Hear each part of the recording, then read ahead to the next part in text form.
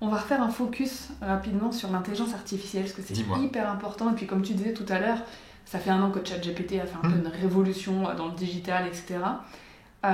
Tu nous as évoqué un petit peu tout à l'heure ce que tu en pensais, mais à plus grande échelle, quel impact pour toi cette révolution d'IA va avoir sur le customer care ou peut avoir sur le customer care? Alors, il y a beaucoup de hype autour de ça. Pourquoi ? Parce que c'est la première fois qu'on peut toucher de l'intelligence artificielle de très près. Parce que ChatGPT, c'est comme Google, quoi. On peut aller dessus, on lui parle, il nous répond, et faut avouer, c'est très impressionnant. C'est accessible, ouais. Voilà.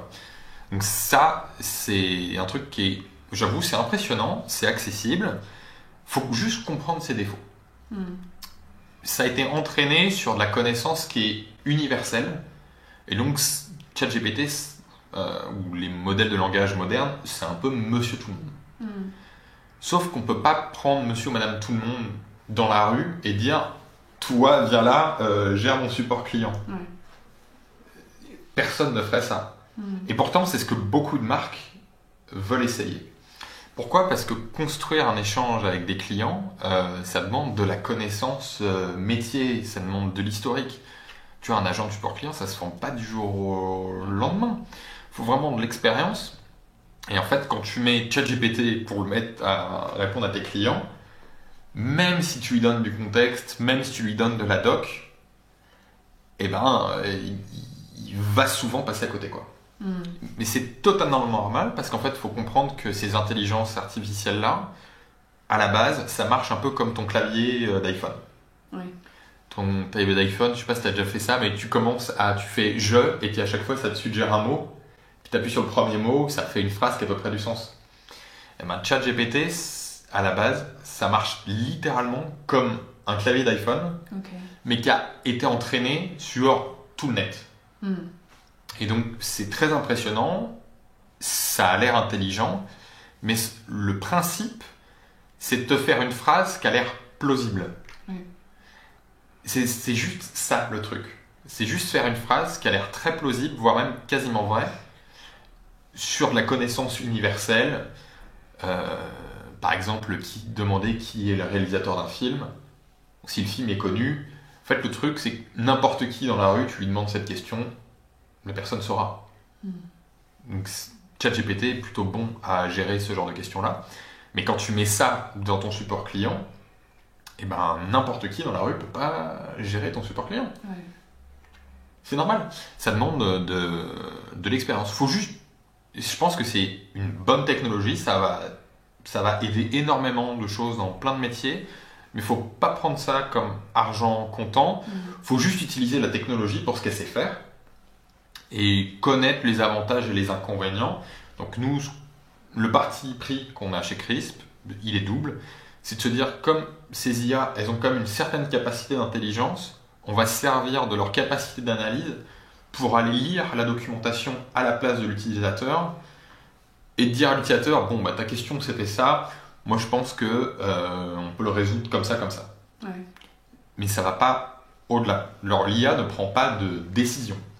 Elle est juste là pour aider le client à se dépatouiller un peu, par exemple le soir, le week-end, quand il n'y a personne.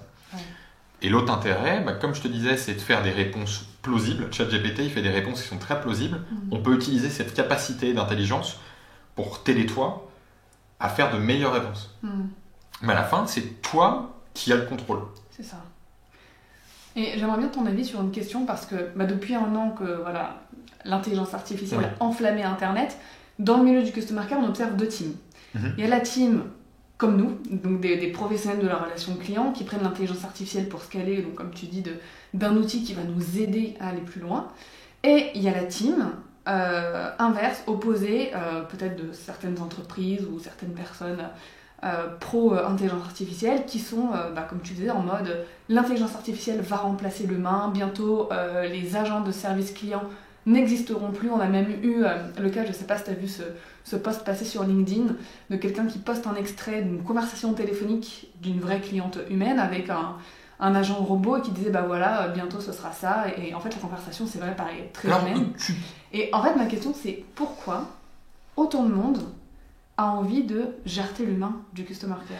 Alors, parce que, alors, tu disais, en effet, il y a la team Ouais. A, on est pro-humain, et puis la team B, on est pro-robot. C'est ça. En fait, beaucoup de gens de la team B, en fait, ont jamais fait de support client dans leur vie.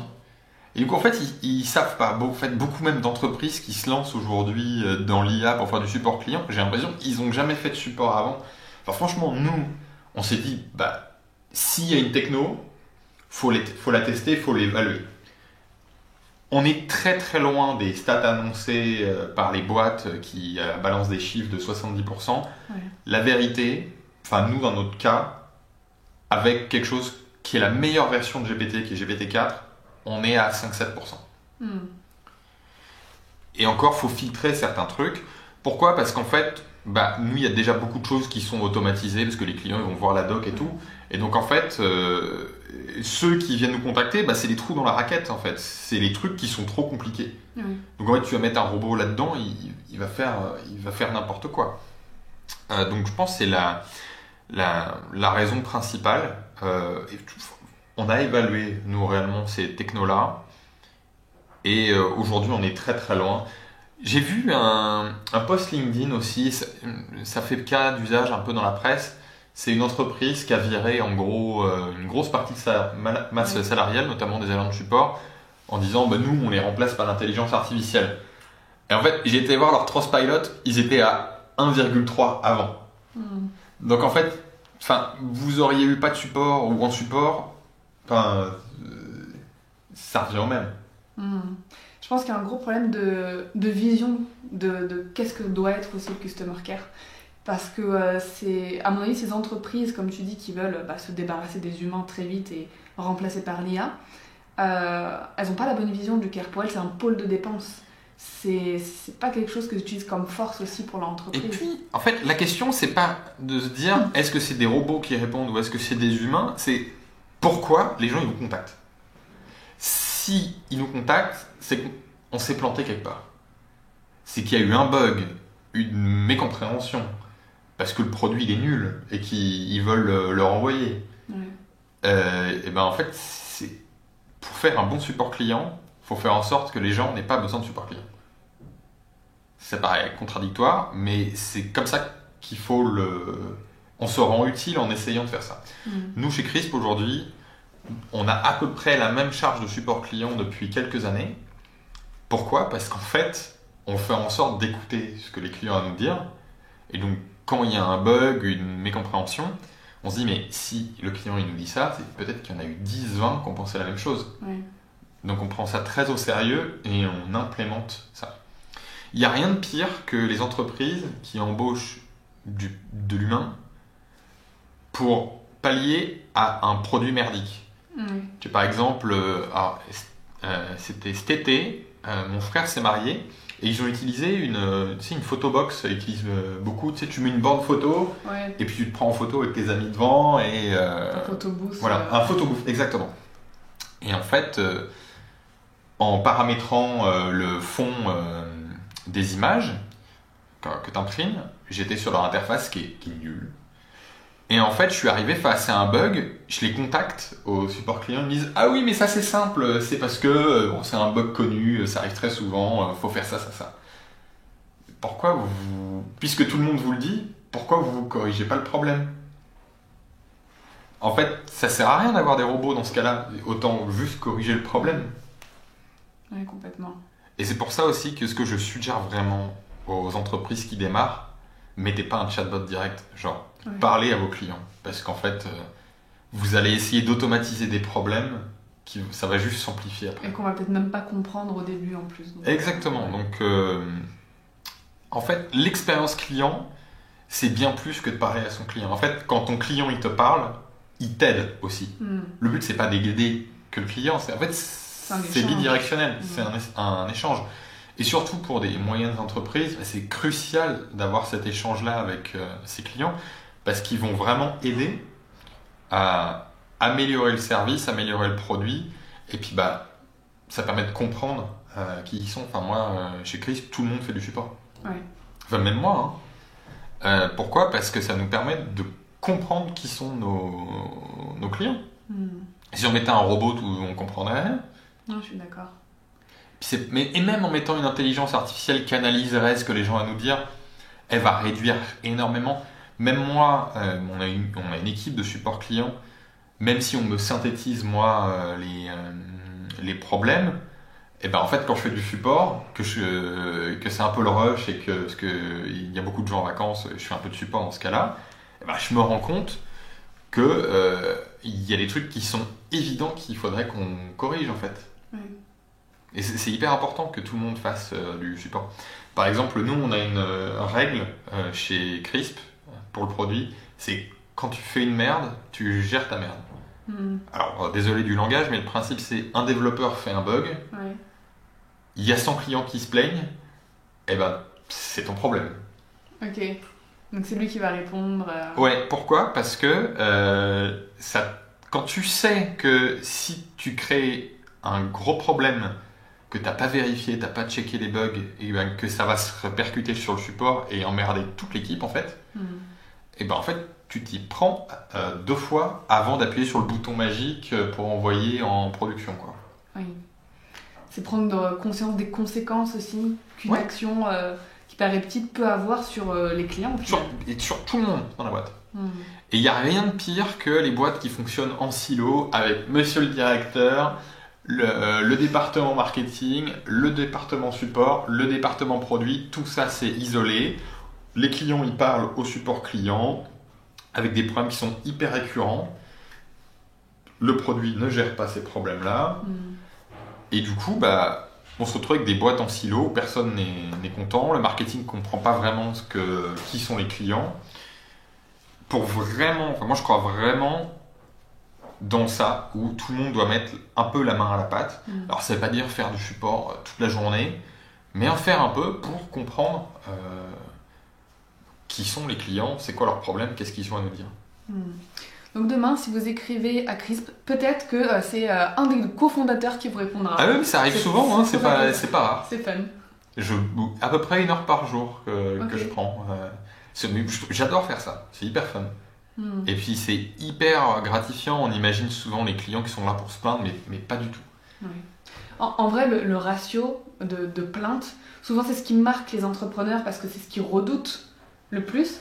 Mais le ratio, il est très faible. Et il ne faut pas le voir comme des plaintes, comme tu disais tout à l'heure. Il faut le voir comme des axes d'amélioration, des conseils, des choses qui vont nous aider à améliorer des choses qui ne fonctionnent pas forcément bien. Et quand quelqu'un est vraiment rageux, c'est-à-dire qu'il avait vraiment besoin, qu'il le voulait vraiment. Ouais. Et qu'il est très très déçu. Et donc c'est là où en fait, moi ça m'arrive de faire des appels avec des clients, on m'a dit mais alors comment tu vas faire ? Parce que là, la personne elle est en colère, et en fait... Tu prends les personnes en call et en fait c'est des chatons quoi. Oui alors merci beaucoup d'avoir résolu mon problème. D'ailleurs vraiment Crisp, super service et tout. Et ben voilà. La voix règle beaucoup de problèmes souvent. Le fait de sortir parfois ça de l'écrit. Apaise les tensions, ouais. Je suis d'accord. Mais c'est incroyable de voir des gens qui sont hyper rageux parfois à l'écrit. Ok, il y a eu un problème, une mécompréhension. Hop, on fait un appel et il n'y a plus de problème. Merci, j'adore le service. J'ai une explication pour ça. Parce qu'en ayant bossé dans d'autres services clients aussi dans l'entreprise avant, en fait, surtout en francophonie, les clients ont tellement l'habitude de recevoir de mauvaises réponses, ou pas de réponses, de la part, tu vois, je dis lambda, des opérateurs téléphoniques, EDF, enfin voilà, tous ces gros trucs où souvent les clients sont pas super bien traités, qu'en fait ils pensent que tous les supports clients fonctionnent pareil. Donc ils vont tout de suite être sur la défensive. Et parfois, ils sont, comme tu dis, étonnés, puis ils se transforment en chatons, de voir qu'au final, ils sont respectés, ils sont bien traités, ils ont une réponse rapidement, on prend soin d'eux. Et en fait, souvent, ils sont décontenancés parce que c'est pas la majorité des entreprises qui traitent leurs clients comme ça en francophonie. Tu vois. Mais alors moi, le support client, j'adore comme marque Apple pour son support client. Oui. Pour ceux qui ont déjà été dans un Apple Store, les vendeurs dans un Apple Store, c'est quand même assez bizarre. Alors qu'en fait, c'est presque tes potes, quoi. C'est le customer care à l'américaine ou à l'anglaise. Tu vois. C'est-à-dire qu'en fait, ils sont pas seulement là pour vendre un produit, mais vraiment te conseiller, créer une relation. Et moi, je crois vraiment dans ça. Moi, j'aime pas trop quand on fait des formules hyper verbeuses avec des messages hyper cordialement, avec votre sincère, machin truc. Je suis pas fan de ça. Moi, ça m'arrive parfois tutoyer les clients. Il faut pas non plus être dans l'extrême de mettre des emojis, des gifs dans tous les sens. Il faut juste être assez sincère, assez honnête, mettre une petite blague parfois. En fait, il faut être soi-même, quoi. C'est exactement ce que Camille nous a dit en plus tout à l'heure. Vraiment être soi-même quand on gère du customer care, et c'est ça que les gens veulent au final. Ils veulent un vrai humain. Et c'est top parce que ça conclut bien le côté intelligence artificielle où l'humain restera toujours indispensable. Là, vraiment, on ne pourra pas nous convaincre du contraire. Et si on repart un petit peu sur le côté positif de l'intelligence artificielle, est-ce que tu peux nous conseiller 3 astuces ou 3 outils à utiliser quand on est solopreneur et qu'on peut compléter pour gérer le customer care Bon, alors déjà, il faut utiliser Crisp. Inscrivez-vous sur crisp.chat et créez un compte. Parce que c'est très simple à mettre en œuvre et qu'il y a déjà dedans beaucoup de choses avec de l'IA qui vont permettre vraiment de fluidifier l'expérience client. Par exemple, on a un système qui s'appelle Live Translate. Oui. Admettons, toi tu parles français ou anglais et tu as un client qui vient de parler en allemand. Je ne sais pas parler allemand, j'appuie sur le bouton Live Translate, et bien en fait, Crisp me traduit tous les messages dans ma langue à moi. J'écris dans ma langue à moi. Et ça renvoie le message dans la langue du client. Ok. Ce qui permet vraiment de s'adresser à une audience globale. Ensuite, tu exprimais tout à l'heure le fait que parfois il n'y a juste pas d'agent disponible. Oui. Et ça, c'est un des problèmes numéro 1 des boîtes. Et il y a beaucoup de boîtes qui en effet ont un support super, ils répondent en 1 minute et tout. Mais alors là, le reste, et presque la majorité des boîtes répondent en 24, 48 heures. C'est hyper déceptif pour un client. En fait, c'est très important le côté instantané. Pour pallier à ça, en effet, les robots peuvent aider. Notamment le week-end, le soir, quand il n'y a personne. Et donc, Crisp, on a justement une solution qui permet d'analyser les questions des clients, et vraiment d'avoir une IA qui va essayer de résoudre leurs problèmes, encore une fois pas en mode chatbot SNCF. Et voilà, après si l'IA ne sait pas que la question elle est trop compliquée, on verra ça plus tard et c'est un humain qui va le gérer. Mais au moins, il y a de fortes chances déjà que le client ça puisse se dépanner, au moins un peu. Et puis c'est mieux d'avoir une réponse que pas de réponse. Oui, complètement. Donc ça c'est les trucs les plus importants. Après beaucoup de gens volent de l'IA aujourd'hui pour tout et n'importe quoi. Dans le monde, moi à titre personnel, il y a des choses que je trouve très drôles. Par exemple, voir Emmanuel Macron en tel ou tel chanteur sur Instagram. Je sais pas si t'as vu Pokémon chanté par Johnny Hallyday. Non. C'est hyper drôle. Ou alors j'imagine bien, Inspecteur Gadget chanté par Johnny Hallyday. Je trouve ça tellement drôle. Mais dans le monde de l'expérience client, il n'y a pas tant que ça en fait de révolution en termes d'IA depuis 1 an, contrairement à ce qu'on pourrait croire. Ok. Super. Parce qu'en fait, il y a déjà énormément de choses qui ont été automatisées. Et que les IA aujourd'hui, même si elles se sont beaucoup améliorées sur ces dernières années, notamment depuis 1 an, tu as quand même ce qu'on appelle beaucoup d'hallucinations. Donc tu peux pas tout automatiser, c'est juste pas possible. Et c'est même une mauvaise idée pour les raisons qu'on énonçait avant. C'est qu'en fait, le but, c'est pas seulement d'aider les clients, c'est que les clients, ils t'aident aussi. Et à ton avis, est-ce qu'il y aura d'autres révolutions ou avancées, améliorations de l'IA qui pourra venir compléter justement l'expérience client ou l'améliorer? Franchement, j'en sais trop rien, je peux pas trop prédire l'avenir, mais cependant, il y a des tendances qu'on voit. La première tendance, c'est la capacité des IA à comprendre les images. Oui. Ça change énormément de choses. Parce que le fait qu'on puisse comprendre les images, ça permet quand même de traiter certains problèmes plus efficacement. Évidemment, depuis 1 an, il y a un système de langage qui s'appelle Whisper, qui a été sorti par OpenAI, donc les créateurs de ChatGPT, qui permet de manière très très fidèle de retranscrire le texte, la voix en texte.